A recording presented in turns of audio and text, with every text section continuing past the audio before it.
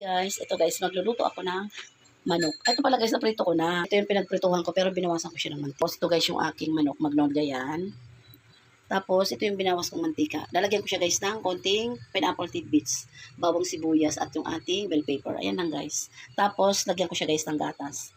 Ano ba tawag dito guys? Pininyahan. Basta yan guys, yan ang ulam namin yung Ito na pala guys, na ano ko na to na isa na yung bawang sibuyas. Tsaka ito nilagay ko na yung ating manok. Lagyan ko na siya ng durog na paminta. At saka konting patis. Tapos mamaya ko na to guys, titikman na ating yung sabaw ng ating manok bago ko magdagdag ng ano, ng pampalasa ulit. Ito na guys, tikpan ko muna para sinasangkot sa muna natin yung ating chicken. Guys, okay na siya. Ilalagay ko na yung ating sangkap, yung ating patatas, carrots.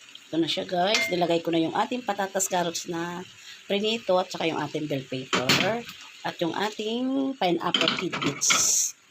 Tapos guys, hindi ko na kasi ito na ipatayo yung camera guys, hawak-hawak ko lang.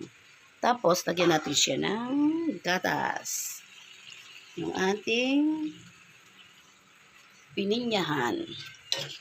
Bababa kasi ako guys, nagboboto ako, tapos dalhan ko na nito yung apo ko doon.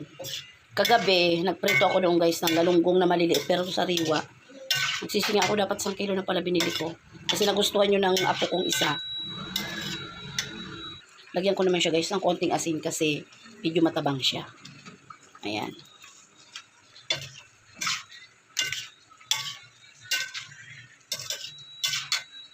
Ito guys, inubos ko na yung isang latang gatas na ibap. Para may sabaw kasi gusto ng mga apo ko may sabaw.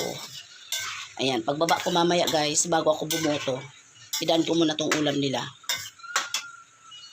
Pinauna ko kasi yung asawa ko guys magboto, tapos sabi ko daanan mo muna yung dalawa doon. Yung dalawa kong apo guys, kasi pumasok na yung mama nila. Ayan, tikman ko guys. Sarap. Ang sarap guys oh. Ito guys, okay na yung aking pininyahan na manok. Ang sarap. Maglalagay na ako guys sa isang plastic ware. Dadalhan ko yung aking 2 apo. Ayan. Ayan guys, okay na to.